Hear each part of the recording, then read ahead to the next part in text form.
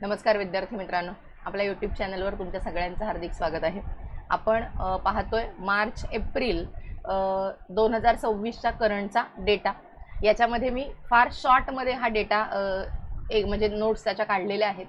याच्या नोट्स ज्या आहेत तर त्या ॲपची लिंक आपल्या डिस्क्रिप्शनमध्ये दिलेली आहे। त्याच्या ई बुक्समध्ये फ्रीमध्येच आहेत ते, सो त्या ई बुक्समध्ये ती जी नोट्स आहे तर ती नोट ठेवलेली आहे।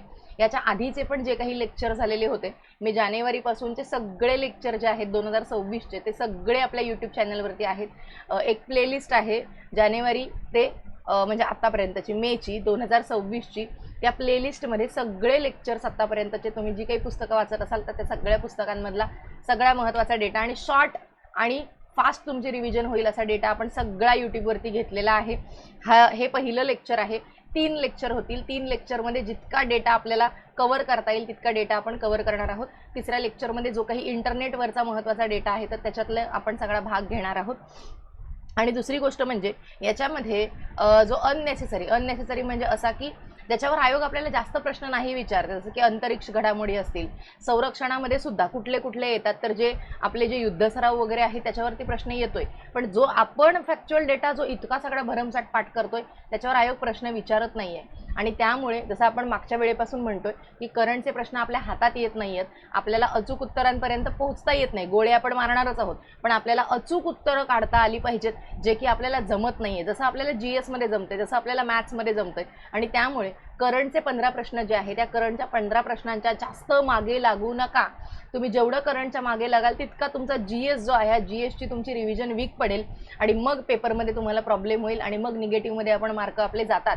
त्यामुळे एक गोष्ट लक्षात ठेवायची, GS वर जास्त फोकस करायचा आहे, मॅथ्स रिझनिंग सॉल्व करायचं आहे, टाइम लावून पेपर सॉल्व करायचा आहे। 4च दिवस परीक्षेला राहिलेले आहेत। ओके, चला स्टार्ट करूया। संयुक्त पूर्व 2026 आणि गट क मुख्य 2025ची जी होणार आहे तर त्यासाठी आपलं हे करंटचं लेक्चर आहे। चला पहिला आहे ज्ञानपीठ पुरस्कार, जो की R वैरामुथू आहेत, तामिळ कवी आहेत आणि गीतकार आहेत। त्यांना तामिळ कवितेसाठी, हे महत्त्वाचं आहे की तामिळ कवितेसाठी हा ज्ञानपीठ पुरस्कार मिळालेला आहे। R वैरामुथू जे आहे ते R वैरामुथू यांना। त्यांना 7 वेळा राष्ट्रीय चित्रपट पुरस्कार जो आहे 7 वेळा त्यांना राष्ट्रीय चित्रपट पुरस्कार मिळालेला आहे। त्यासोबतच साहित्य अकादमी पुरस्कार त्यांना मिळालेला आहे, पद्मश्री पुरस्कार, पद्मभूषण पुरस्कार, हे सगळे पुरस्कार जे आहेत हे यांना मिळालेले आहेत। आता हे जे ज्ञानपीठ पुरस्कार आहे त्या ज्ञानपीठ पुरस्कारांची स्थापना कधी झालेली आहे ते 1961ला या पुरस्कारांची स्थापना झालेली आहे। 11 लाख रुपये, सरस्वतीची प्रतिमा असं याचं स्वरूप आहे। त्याच्यानंतर पहिला पुरस्कार जो आहे हा पहिला पुरस्कार गोविंद शंकर कुरूप या मल्याळम जे लेखक आहेत त्यांना मिळालेला होता। सो हे एवढं तुम्हाला इथपासून लक्षात ठेवायचं आहे। ठीक आहे, इथपर्यंतच। आणि कोण देतं हा पुरस्कार तर भारतीय ज्ञानपीठ जे आहे तर ते साहू जैन कुटुंब आहे ते देतं। मागच्या परीक्षेमध्ये राज्यसेवेच्या मला वाटते 20 की 21च्या प्रिलिम्समध्ये असा प्रश्न विचारलेला होता की हा पुरस्कार कोण प्रदान करतं, ते एक लक्षात ठेवायचं आहे। पद्मश्री त्यांना मिळालेला आहे, पद्मभूषण सुद्धा त्यांना मिळालेला आहे। 58वा जर ज्ञानपीठ पुरस्काराचा विचार केला तर 58वा ज्ञानपीठ पुरस्कार गुलजार आणि रामभद्राचार्य आहेत, दिसतंय का? तर गुलजार आणि रामभद्राचार्य आहे त्यांना 58वा पुरस्कार मिळालेला आहे। आणि 59वा पुरस्कार विनोद कुमार शुक्ल यांना मिळालेला आहे। विनोद कुमार शुक्ल यांना हिंदीसाठी मिळालेला होता। गुलजार आणि रामभद्राचार्य जे आहेत त्यांना उर्दू आणि संस्कृतसाठी हा पुरस्कार जो आहे हा मिळालेला आहे। आत्तापर्यंत जर मराठी भाषेतल्या विजेत्यांचा विचार केला तर लेटेस्टमध्ये भालचंद्र नेमाडे आहे, त्या भालचंद्र नेमाडे यांना 2014 मध्ये ज्ञानपीठ पुरस्कार जो आहे हा मिळालेला आहे। त्यासोबतच खांडेकर आहेत, शिरवाडकर आहेत, करंदीकर आहेत आणि नेमाडे आहेत, हे 4 मराठी लेखक आहेत ज्यांना हा ज्ञानपीठ पुरस्कार मिळालेला आहे। त्यानंतर आहेत पुढचे ऑस्कर आहेत 2026चे। 98वी ही त्याची आवृत्ती होती ऑस्करची। 1929ला या ऑस्कर पुरस्कारांची सुरुवात झालेली आहे। त्याच्यामध्ये त्यांचं जे काय म्हणतो त्याला आपण होस्टिंग जे आहे किंवा अँकरिंग म्हणा तर ते कोणी केलेलं आहे तर कॉनन ओ ब्रायन आहे, तर त्याने होस्टिंग केलेलं आहे। पुरस्कार आहे वन बॅटल आफ्टर अनदर आणि या वन बॅटल आफ्टर अनदरला 6 पुरस्कार मिळालेले आहेत। त्यांचा जो काय म्हणतो त्याला आपण लेखक आहे म्हणजे दिग्दर्शक जो आहे तर तो आहे पॉल थॉमस अँडरसन। कोणाचा? वन बॅटल आफ्टर अनदरचा दिग्दर्शक आहे अँडरसन। त्यानंतर अभिनेतेमध्ये म्हणजे अभिनेता जो आहे त्याच्यामध्ये मायकल जॉर्डन याला मिळालेला आहे, पण तो या चित्रपटाचा हिरो नाहीये, तर तो सिनर्स या चित्रपटाचा हिरो आहे तो।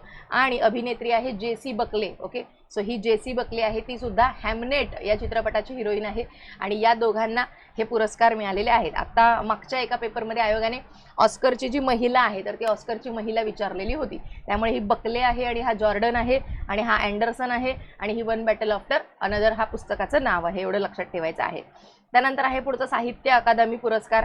आत्ताच्या राज्यसेवेच्या पूर्वपरीक्षेमध्ये आयोगाने आपल्याला जोड्या लावा विचारलेल्या होत्या आणि त्या जोड्या लावामध्ये खोल खोल दुष्काळ डोळे साहित्य अकादमीचाच पुरस्कार कशामध्ये मिळालेला? युवा. तर तो युवा कॅटेगरीचा पुरस्कार आपल्याला विचारलेला होता जोड्या लावांमध्ये. खोल खोल दुष्काळ डोळे आणि काय होतं? प्रदीप कोकरे होतं का? कन्फर्म करून घ्या. त्यानंतर साहित्य अकादमी पुरस्कार जे आहे त्या साहित्य अकादमी पुरस्कारांमध्ये इंग्रजीमध्ये जो पुरस्कार आहे तो मिळालेला आहे नवतेज सरना यांना आणि त्यांचं पुस्तक आहे क्रिम्सन स्प्रिंग. सो स्प्रिंग इंग्रजीचं नाव आहे.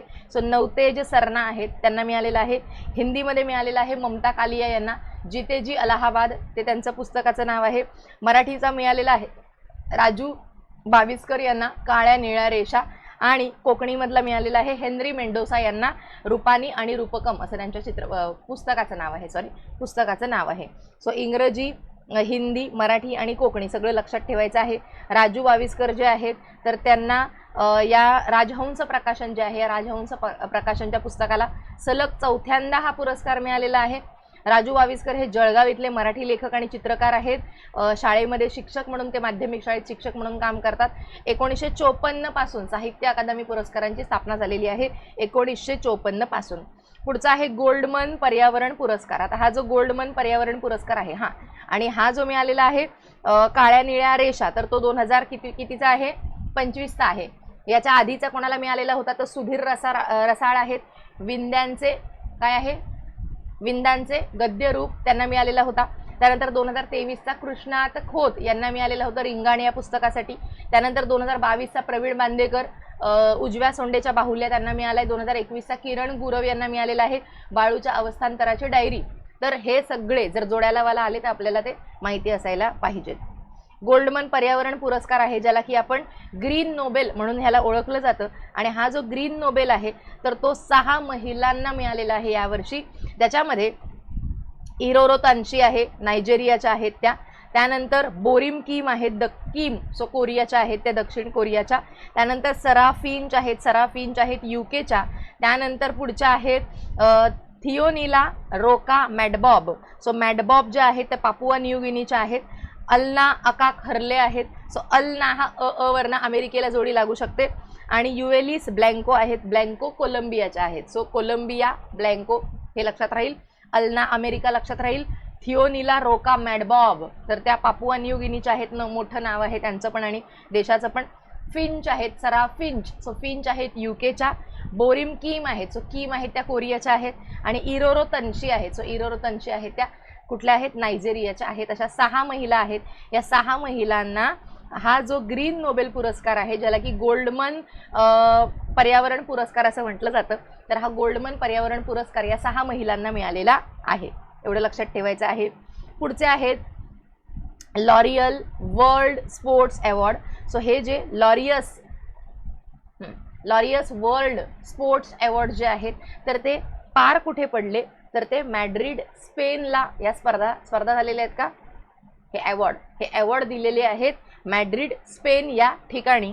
त्यानंतर त्याच्यामध्ये स्पोर्ट्समन ऑफ द इयर कोणाला मिळाला तर कार्लोज आहे अल्काराज, त्याला मिळालेला आहे. आणि महिलांमध्ये आर्यना सबालेंका आहे, तिला मिळालेला आहे. सो एके लक्षात ठेवूया आपण.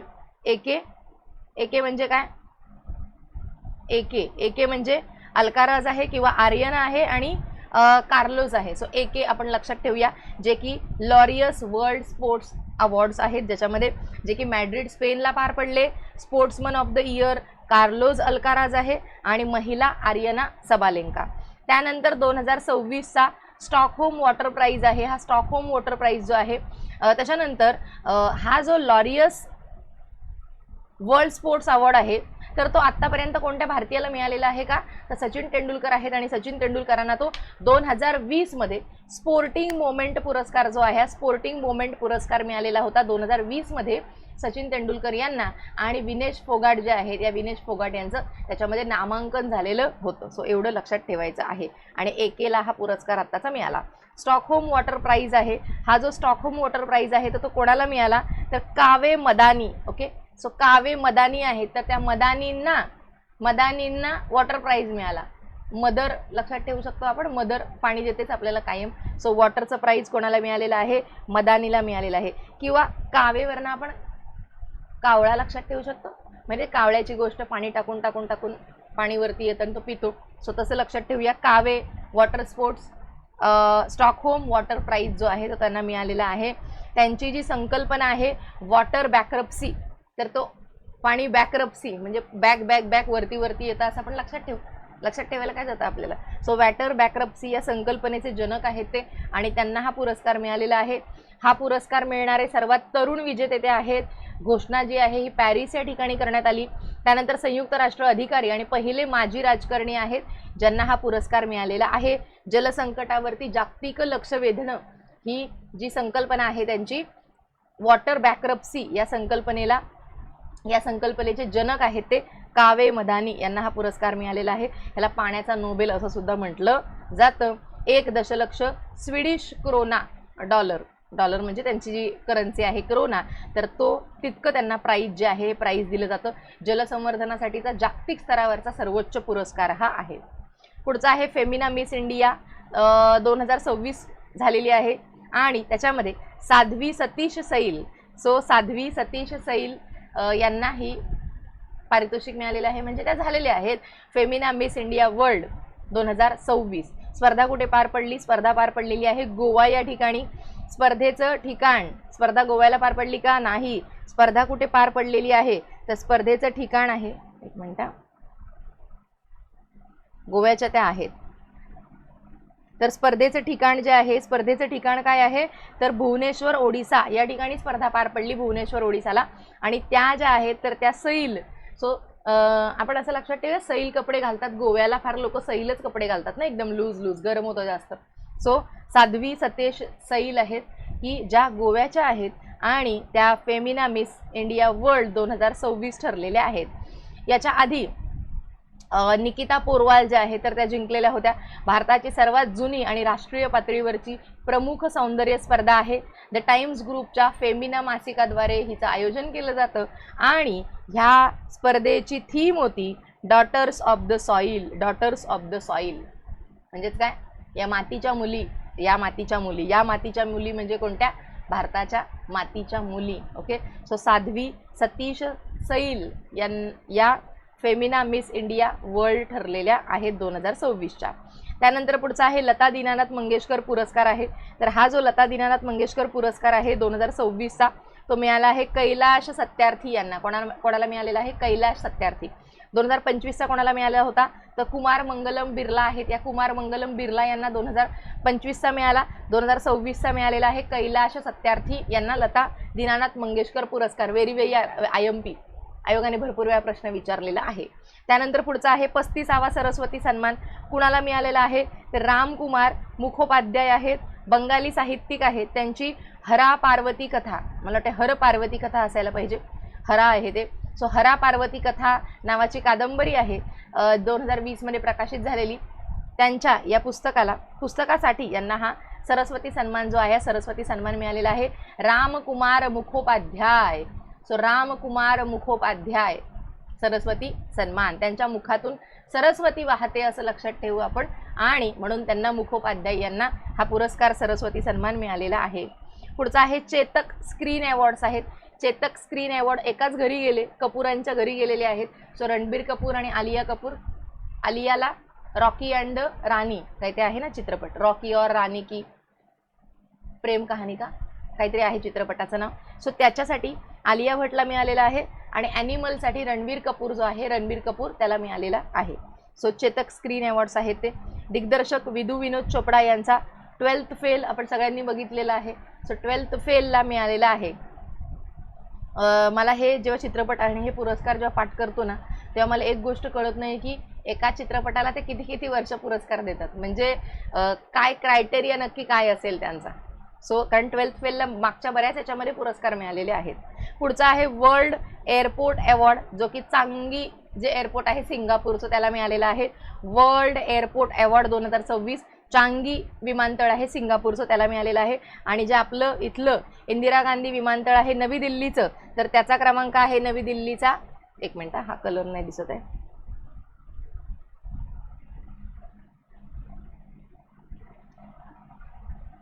तर तो आहे 28वा. नवी दिल्ली विमानतळ जे आहे इंदिरा गांधी विमानतळ त्याचा क्रमांक आहे 28वा जगामध्ये, फार मागे होतो. त्यानंतर पुढचा आहे प्रेसिडेंट्स कलर पुरस्कार. हा जो प्रेसिडेंट्स कलर पुरस्कार असतो हा कोणाला दिला जातो, तर पोलीस दलांना हा बहुतांशी करून पुरस्कार मिळतो आणि तो मिळालेला आहे ओडिसाचं पोलीस दल जे आहे, ओडिसाच्या पोलीस दलाला हा पुरस्कार मिळालेला आहे. नक्षलवाद विरोधी त्यांनी जी काही मोहीम राबवलेली होती त्यासाठी त्यांना हा प्रेसिडेंट्स कलर पुरस्कार 2026 मिळालेला आहे. याच्या आधी भरपूर राज्यांच्या पोलीस दलांना हा पुरस्कार मिळालेला आहे. महाराष्ट्राला मिळालेला आहे का, तर होय महाराष्ट्राला पण मिळालेला आहे. पुढचा आहे अबेल पुरस्कार, ज्याला की आपण गणिताचा नोबेल असं म्हणतो. आणि हा जो गणिताचा नोबेल आहे तर तो मिळालेला आहे जर्मन गणितज्ञ आहेत गेर्ड फाल्टिंग्ज. सो गेर्ड फाल्टिंग्ज आहेत यांना हा अबेल पुरस्कार मिळालेला आहे.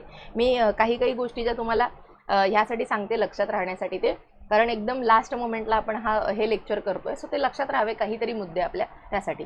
सो गणितात आपले नेहमीच फॉल्ट होतात, सो त्यामुळे फॉल्टिंगनाच यावर्षी पुरस्कार दिलेला आहे, हे पाठ करायचं. सो अबेल पुरस्कार मिळालेला आहे गेर्ड फाल्टिंग्ज यांना. पहिलेच जर्मन नागरिक आहेत. गणितातला दुसरा सर्वात मोठा मानला जाणारा फील्ड्स मेडल जो आहे हा तर पहिला आहे आणि दुसरा आहे फील्ड्स मेडल, तो सुद्धा त्यांना मिळालेला आहे. नॉर्वेजियन अकॅडमी आहे सायन्स अँड लेटर्स, तर ती हा पुरस्कार देते नॉर्वेजियन अकॅडमी. पुढचा आहे para Archer of the year. So para Archer of the year कोणाला मिळणार आहे, शीतल देवी यांना मिळणार आहे. कुठल्या आहेत त्या, तर त्या जम्मू आणि काश्मीरच्या आहेत. आपण सगळ्यांनी त्यांना बघितलेलं आहे. Para Archer of the year 2025 Sheetal देवी. त्यानंतर आर्चर ऑफ द इयर जो आहे तर तो मिळालेला होता हमीर कॅन हॅनी. सो हमीर कॅन हॅनी तुर्कीच्या आहेत त्या, त्यांना मिळालेला होता. बस दोनच पाठ करू, एक तर पॅरा आर्चर शीतल देवी आणि आर्चर ऑफ द इयर आहेत emir can Harry. So can घेतला त्यांनी आणि खूप हरी झाली त्यांना आणि त्यामुळे पटापट त्या आर्चरने ते काय बाण मारत मारत गेले असं आपण लक्षात ठेवूया त्याला. सो एमिर कॅन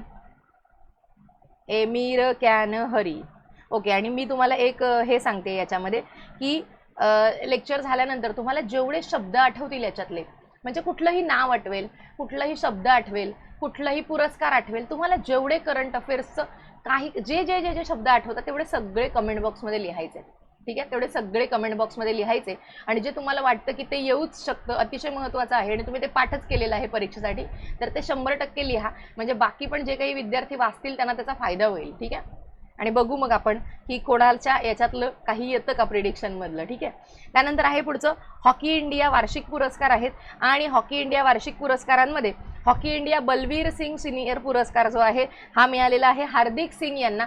मला वाटतं हार्दिक सिंग यांना मागच्या वेळेस पण काहीतरी एकदा पुरस्कार मिळालेला होता आणि तेव्हा आपण म्हणालेलो पण होतो की हा हार्दिक पांड्या नाही आहे तर हार्दिक सिंग आहे, त्यामुळे ते लक्षात ठेवायचं आहे असं आपण बोललेलो होतो.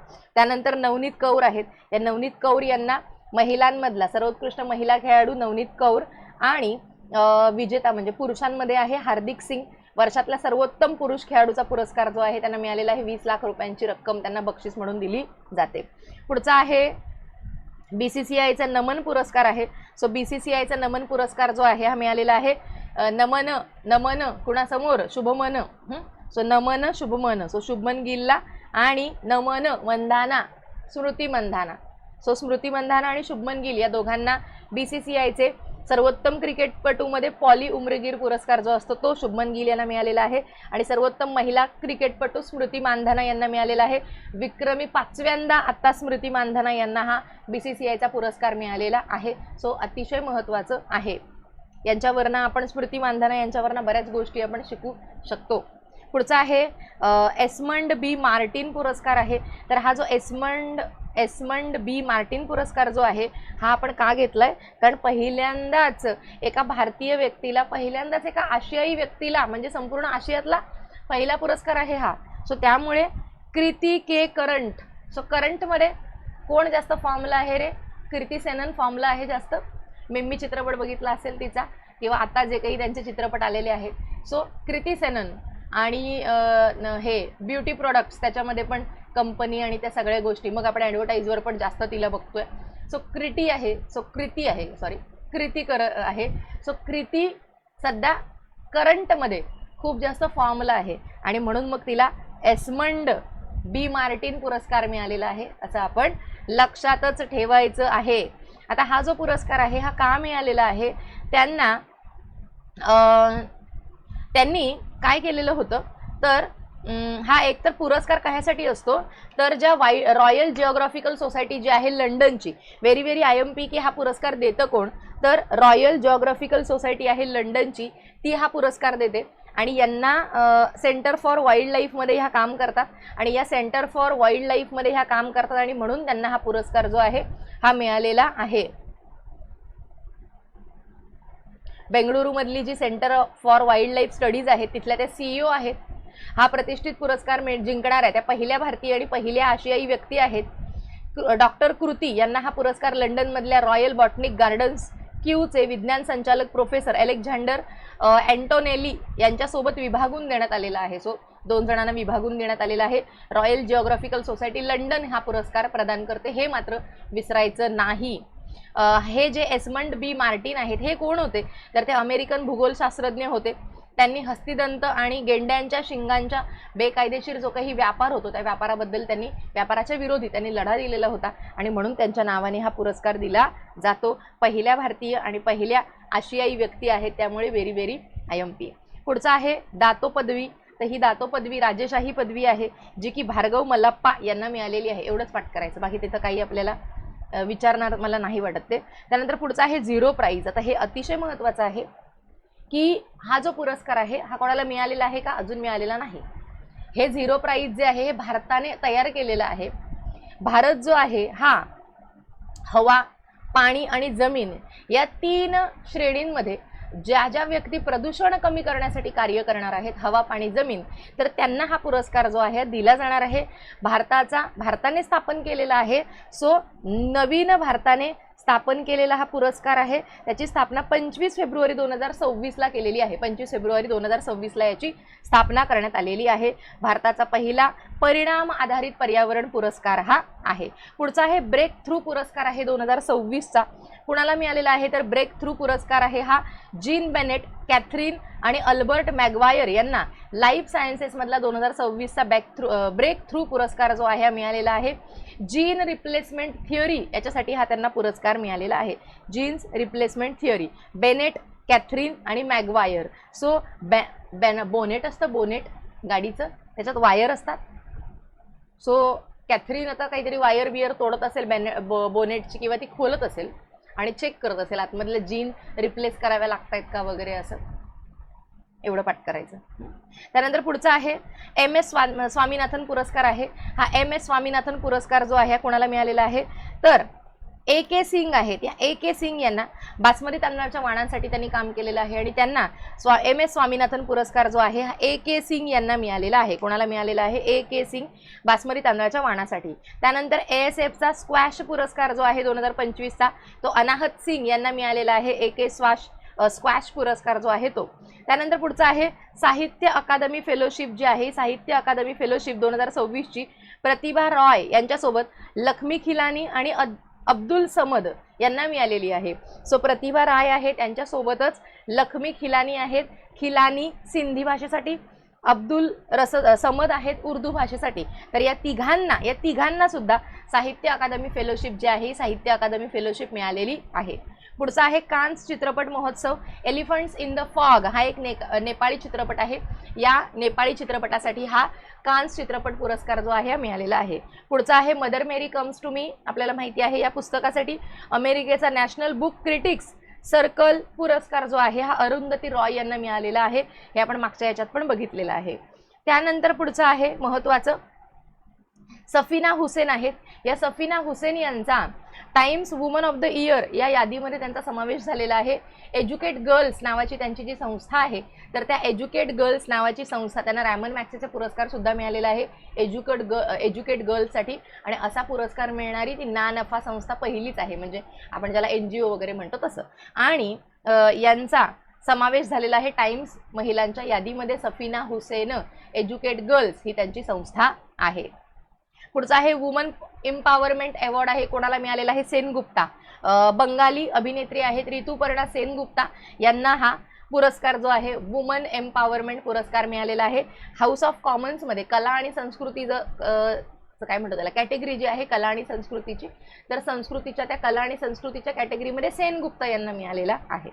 पुढचा आहे KV सुब्रमण्यम यांना शिकागो विद्यापीठाचा सन्मान मिळालेला आहे.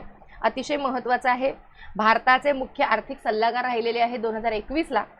सध्या IMFच्या कार्यकारी संचालक म्हणून ते कार्यरत आहेत.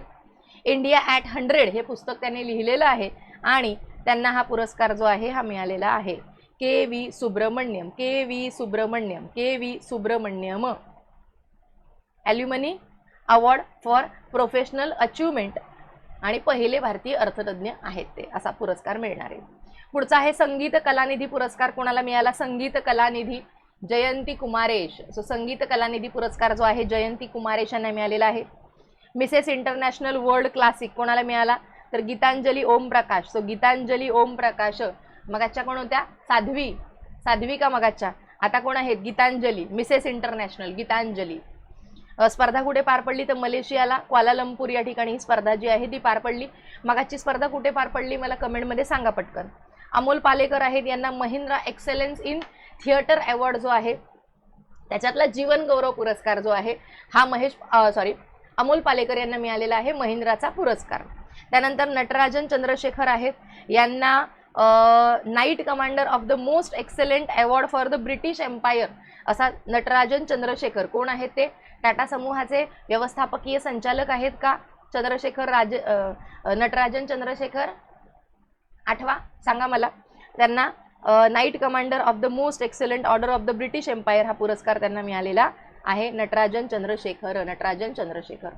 त्यानंतर पुढचा आहे MP बिर्ला स्मृती पुरस्कार. यशवंत गुप्ता यांना मिळालेला आहे, जे की रेडिओ खगोलशास्त्रज्ञ होते, त्यांना मिळालेला आहे MP बिर्ला स्मृती पुरस्कार. पुढचा आहे Kalinga institute of social sciences पुरस्कार. कोणाला मिळालेला आहे? तर नीता अंबानी यांना मिळालेला आहे. किस असं त्याचं शॉर्ट फॉर्म आहे त्या पुरस्काराचं, तर त्याचं फुल फॉर्म आहे Kalinga institute of social sciences पुरस्कार, नीता अंबानी. पंचायत सतत विकास पुरस्कार. त्रिपुरामधल्या 3 पंचायती आहेत त्यांना हा पुरस्कार मिळालेला आहे. कल्पना मुर्मू सोरेन यांना, झारखंडच्या आमदार आहेत त्या, तर त्यांना ब्रिक्समधला महिला शिखर परिषद जी होती तर त्या ब्रिक्सच्या महिला शिखर परिषदेमध्ये कल्पना मुर्मू सोरेन यांना हा पुरस्कार मिळालेला आहे.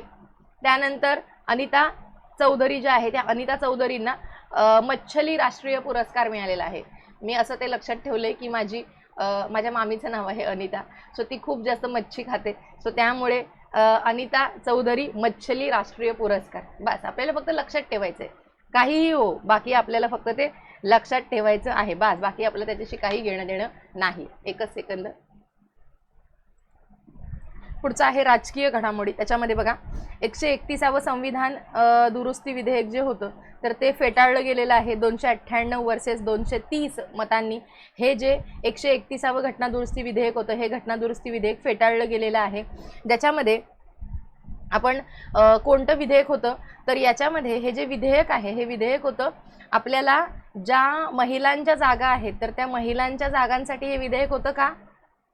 महिलांच्या जागांसाठीचं विधेयक होतं का? हे तर नव्हतं. हे विधेयक कायसाठीचं होतं तर विधेयकाचा मुख्य उद्देश हा होता की 229च्या सार्वत्रिक निवडणुकांपासून महिलांसाठी 33% आरक्षण लागू करणं आणि 2011च्या जनगणनेनुसार मतदारसंघांचं परिसीमन करून लोकसभेच्या जागा 550 वरून 850 पर्यंत वाढवणे. आता याच्या आधीचं जे नारी शक्ती वंदना विधेयक जे आहे तर ते ऑलरेडी पारित झालेलं होतं, त्यामुळे याचा जो महत्त्वाचा मुद्दा होता, याचा महत्त्वाचा मुद्दा मतदारसंघांचं परिसीमन करणं हा होता. हे जे विधेयक फेटाळलं गेलं त्याचा महत्त्वाचा मुद्दा होता की आपल्याला मतदारसंघांचं परिसीमन करायचं आहे आणि मतदारसंघांचं परिसीमन करून आपल्याला टोटल लोकसभेच्या जागा ज्या आहेत त्या 550 वरून, एक मिनटं पेन्सिल का अशी लिहिते तर त्या 550 वर ना आपल्याला किती करायच्या आहेत, तर त्या करायच्या आहेत 850 करायच्या आहेत. तर ते सर्वात महत्त्वाचं, याचा महत्त्वाचा उद्देश हे होतं. आणि ज्याच्यामध्ये आपण बघितलेलं आहे की ज्या ज्या लोकसंख्या म्हणजे ज्या ज्या राज्यांच्या लोकसंख्या कमी झाल्या त्यांच्या जागा हमखास कमी होणार, आणि ज्यांनी भरपूर लोकसंख्या वाढवलेली आहे त्यांच्या जागा हमखास वाढणारच आहेत लोकसभेमध्ये आता. आणि म्हणून मग हे विधेयक जे आहे हे विधेयक फेटाळलं गेलेलं आहे. पुढचं आहे परिसीमन विधेयक. तर हे परिसीमन विधेयक जे होतं हे परिसीमन विधेयक आहे कधीचं, तर ते आहे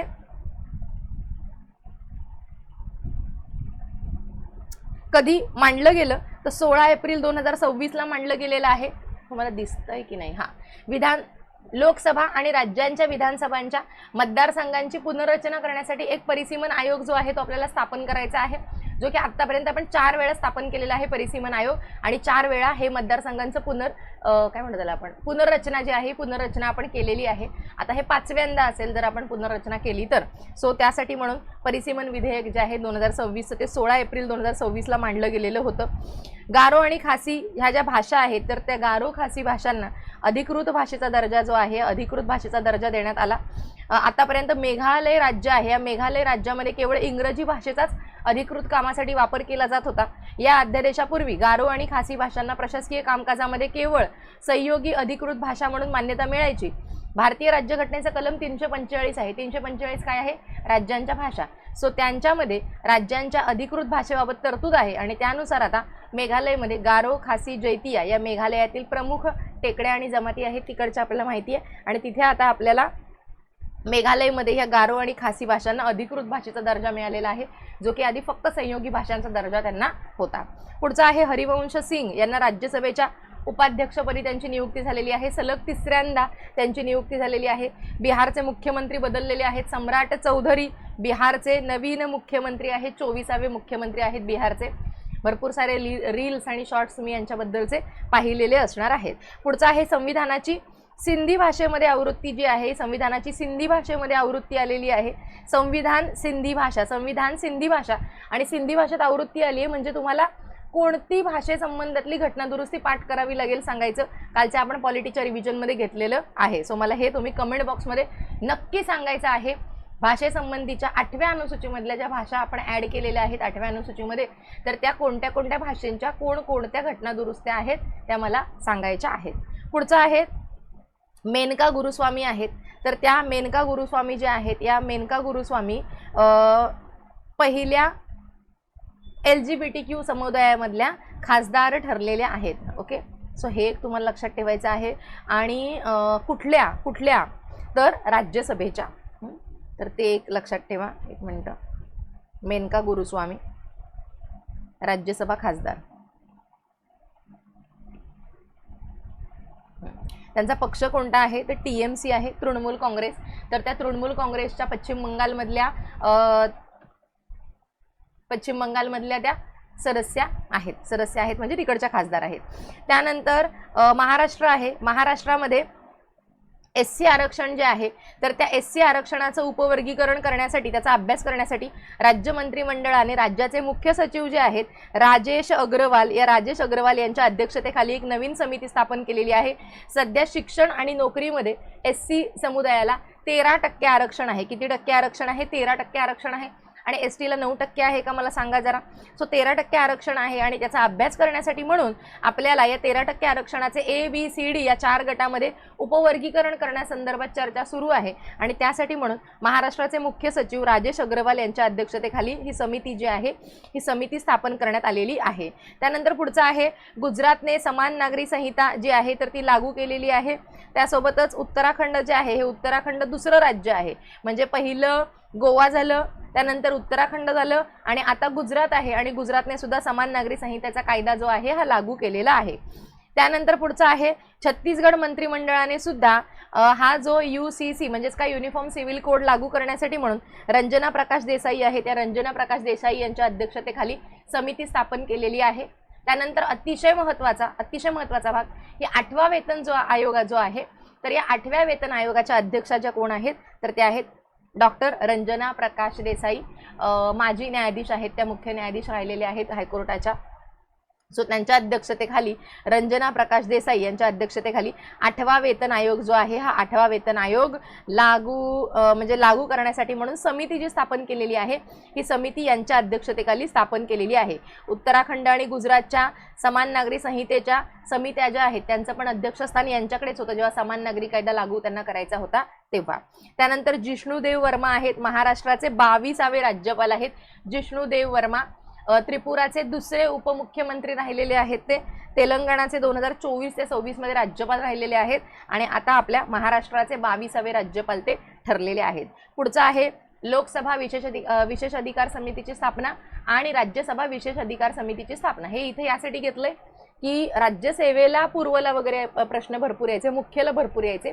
लोकसभा विशेष अधिकार समिती त्याच्यात टोटल सदस्य किती तर 15 आणि राज्यसभा विशेष अधिकार समिती जी आहे त्याच्यात टोटल सदस्य किती तर 10. पीवायक्यू अनालिसिस मध्ये घेतलंय आपण ते. त्यानंतर पुढचं आहे सूर्यकांत. सो कोण आहेत सूर्यकांत? तर आपल्या सर्वोच्च न्यायालयाचे CJI मुख्य न्यायाधीश, बरोबर, सर्वोच्च न्यायालयाचे चीफ जस्टिस ऑफ इंडिया म्हणूया त्यांना आपण, ज्यांची 53वे ते CJI ठरलेले आहेत. भूषण गवई यांच्यानंतरचे भारताचे मुख्य न्यायाधीश, सर्वोच्च न्यायालयाचे मुख्य न्यायाधीश. त्यानंतर यांची निवृत्ती कधी किंवा त्यांचा कार्यकाळ कधीपर्यंत आहे? तर 9 फेब्रुवारी 2027 पर्यंत, 9 फेब्रुवारी 2027 पर्यंत यांचा कार्यकाळ आहे. 24 नोव्हेंबर 2025 ला त्यांनी शपथ घेतलेली आहे आणि 14 महिन्यांचा त्यांना कार्यकाळ लाभेल आणि 9 फेब्रुवारी 2027 ला त्यांची नियुक्ती होणार आहे. त्यानंतर आहेत कुठले ते? तर 10 फेब्रुवारी 1962 हिस्सार हरियाणा या ठिकाणचा त्यांचा जन्म आहे. 2000 मध्ये सर्वात कमी वयाचे हरियाणाचे सर्वात तरुण महाधिवक्ता बनण्याचा त्यांना मान मिळालेला होता.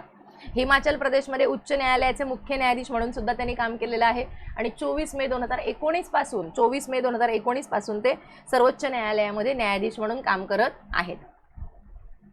पुढचा आहे विकसित भारत युवा संवाद. या विकसित भारत युवा संवाद जो आहे यासाठी मेरा युवा भारत प्लॅटफॉर्म जो आहे हा मेरा युवा भारत प्लॅटफॉर्म जो आहे हा स्थापन करण्यात आलेला आहे.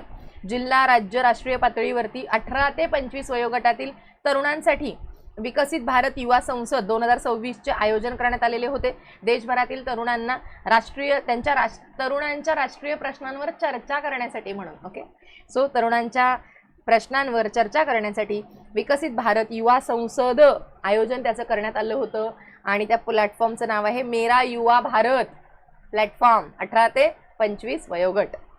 पुढचा आहे नीला ह्युमनॉइड रोबॉट आहे. तर हा जो नीला ह्युमनॉइड रोबॉट आहे तर तो पुद्दुचेरी आहे. तर त्या पुद्दुचेरीमधलं विधानसभेच्या निवडणुकीमध्ये मतदानाची टक्केवारी वाढण्यासाठी आणि तंत्रज्ञानाचा वापर करण्यासाठी म्हणून सरकारी शाळेतील मॉडेल मतदान केंद्रावरती नीला नावाचा रोबॉट जो आहे, या नीला नावाच्या रोबॉटने लोकांचं स्वागत केलेलं आहे विधानसभेमध्ये मतदानाची टक्केवारी वाढण्यासाठी म्हणून. पुढचा आहे सामाजिक आर्थिक सर्वेक्षण कोण कोण करतंय आणि कुणी कुणी केलेलं आहे? तर पंजाब आहे, बिहार आहे, राजस्थान आहे आणि तेलंगणा आहे. या सगळ्यांनी सामाजिक आर्थिक सर्वेक्षण जे आहे हे जातीनिहाय सामाजिक आणि आर्थिक सर्वेक्षण जे आहे हे सुरू करण्याची घोषणा केलेली आहे. पंजाबमध्ये सुरू झालेलं आहे. बिहार हे पहिलं राज्य आहे ज्यांनी असं केलेलं आहे. राजस्थान आणि तेलंगणाने सुद्धा घोषणा केलेल्या आहेत की आता आम्ही जनगणना करताना जातीनिहाय सर्वेक्षण करणार आहोत. त्यानंतर आहे MLAtrack.com. खूप चांगला उपक्रम वाटला मला हा. MLAtrack.com आहे. केरळ आहे. केरळने त्यांचे जे आमदार आहेत तर त्या आमदारांच्या कामांवर लक्ष ठेवण्यासाठी म्हणून केरळने MLAtrack.com नावाची वेबसाईट जी आहे ती आणलेली आहे. 2021 ते 2026 या काळामध्ये केलेल्या त्यांच्या हस्तक्षेपाचा मागोवा घेणं हा त्यांचा मुख्य उद्देश आहे. कामकाजावरती आणि त्यांच्या हस्तक्षेपावर लक्ष ठेवण्यासाठी म्हणून ही जी वेबसाईट आहे ती आणलेली आहे. पुढचं आहे जागतिक युवा संसद 2026 जागतिक स्तरावरती झालेली, ज्याच्यामध्ये सिक्कीमच्या स्तुती प्रधान आहे. सो त्यांची काय स्तुती करावी की त्यांनी जागतिक स्तरावरती भारताला रिप्रेझेंट केलेलं आहे. कुठल्या आहेत त्या? सिक्कीमच्या आहेत ज्यांनी भारताचं प्रतिनिधित्व केलेलं आहे. स्तुती प्रधान. सो स्तुती आणि प्रधान नाव सध्या चर्चेत आहे. सो स्तुती प्रधान. ओके, आणि स्तुतीच करण्यासारखी गोष्ट आहे की त्यांनी भारताचं प्रतिनिधित्व केलेलं आहे वर्ल्ड यूथ पार्लमेंटमध्ये. पुढचा आहे भूमिका श्रेष्ठ. नेपाळच्या पहिल्या ट्रान्सजेंडर महिला खासदार आहेत भूमिका श्रेष्ठ. त्यानंतर दत्तक घेणाऱ्या माता आहेत, त्या दत्तक घेणाऱ्या मातांसाठी सुद्धा प्रसूती रजा आहे. ही प्रसूती रजा त्या मुलाचा वयाचा विचार न करता प्रसूती रजेसाठी हक्कदार असेल असा महत्त्वपूर्ण निर्णय दिलेला आहे. दत्तक घेतलेलं मूल 3 महिन्यांपेक्षा मोठे असले तरी सुद्धा दत्तक घेणाऱ्या माता 12 आठवड्यांची प्रसूती रजा, 12 आठवड्यांची, हां, हे महत्त्वाचं आहे.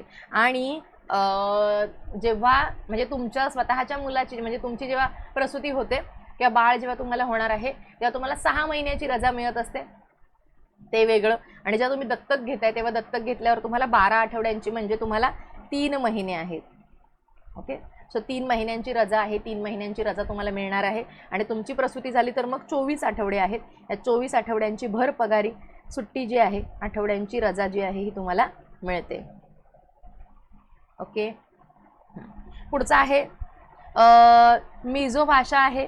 या मिझो भाषेसाठी ठराव करण्यात आला. राज्यघटनेच्या 8व्या अनुसूचीमध्ये समावेश करण्यासाठी म्हणून मिझो भाषेचा ठराव जो आहे हा एकमताने मंजूर करण्यात आलेला आहे. सध्या 8व्या अनुसूचीमध्ये 22 भाषा आहे, त्या 22 भाषांचा समावेश केलेला आहे. आणि समजा त्याच्यात ॲड झाली मिझो तर मग 23 भाषा त्याच्यात होतील. त्यानंतर हे एक महत्त्वाचं आहे IEVP. काय आहे IEVP? तर इंटरनॅशनल इलेक्शन्स व्हिजिटर्स प्रोग्राम आहे 2026चा, भारतीय निवडणूक आयोगाने आणलेला आहे तो. याच्यामध्ये भारताच्या निवडणूक प्रक्रियेचं निरीक्षण करण्यासाठी म्हणून यामध्ये 23 देशातील 43 प्रतिनिधी 23 देशातले भारताच्या निवडणूक प्रक्रियेचं निरीक्षण करणार आहेत. वा, IEVP 2026. ओके, सो एक लक्षात ठेवायचं आहे. त्यानंतर पुढचं आहे भारतीय अर्थव्यवस्था, आर्थिक घडामोडी. भारतीय अर्थव्यवस्था आहे, भारतीय अर्थव्यवस्थेची 6व्या स्थानावरती आपली घसरण झालेली आहे. का पोहोचलो रे आपण 6व्या स्थानावरती?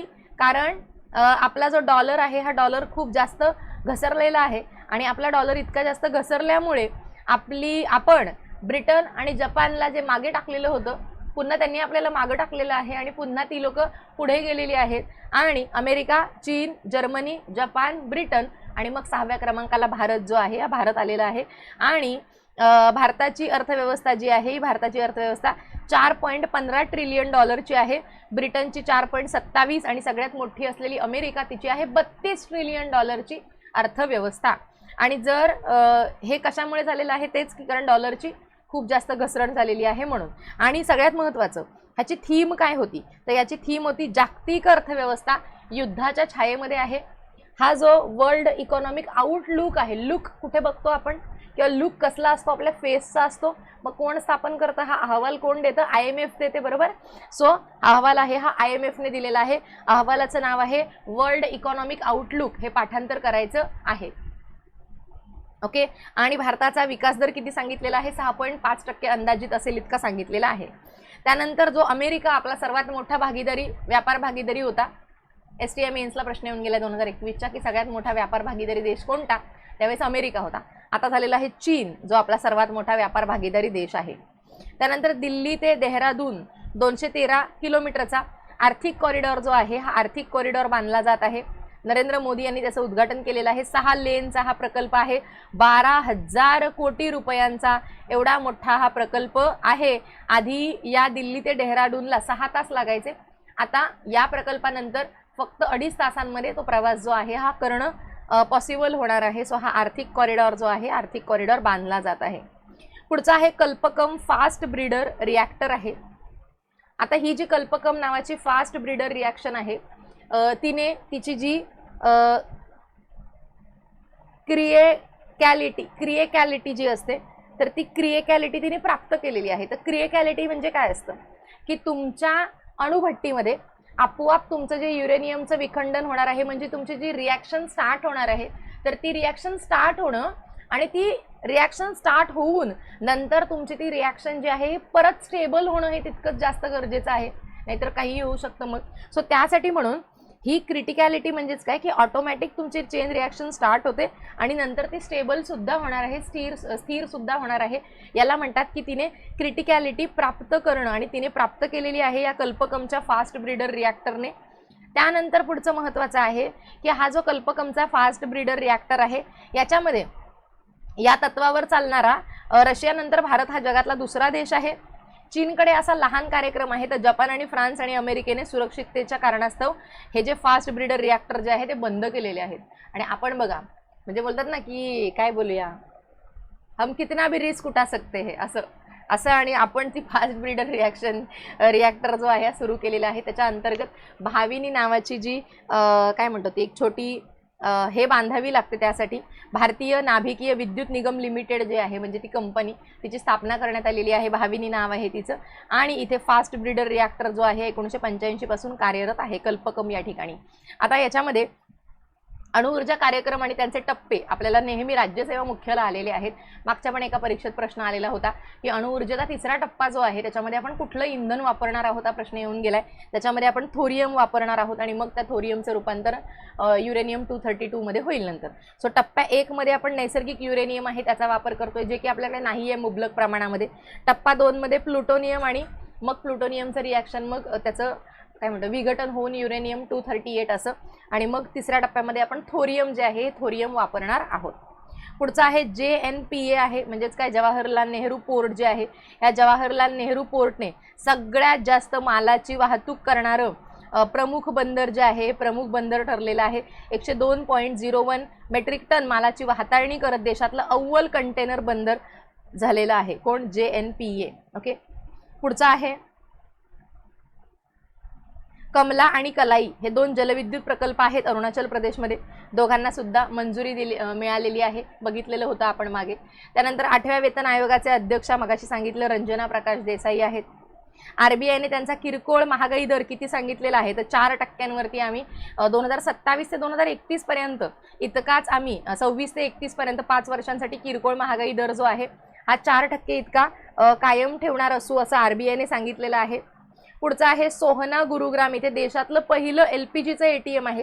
हे LPGचं ATM स्थापन करण्यात आलेलं आहे सोहना गुरुग्राम या ठिकाणी. कुठे? सोहना गुरुग्राम या ठिकाणी. त्यानंतर पुढचं आहे ग्रीन इन्फ्रास्ट्रक्चर बॉन्डच्या माध्यमातून भांडवल उभारणारी बँक कोणती आहे? पहिली तर बँक ऑफ बडोदा आहे. सो भांडवल उभारणारी ग्रीन बॉन्डच्या साहाय्याने भांडवल बँक ऑफ बडोदा आहे. त्यानंतर GDPचा नवीन आधारभूत वर्ष आहे.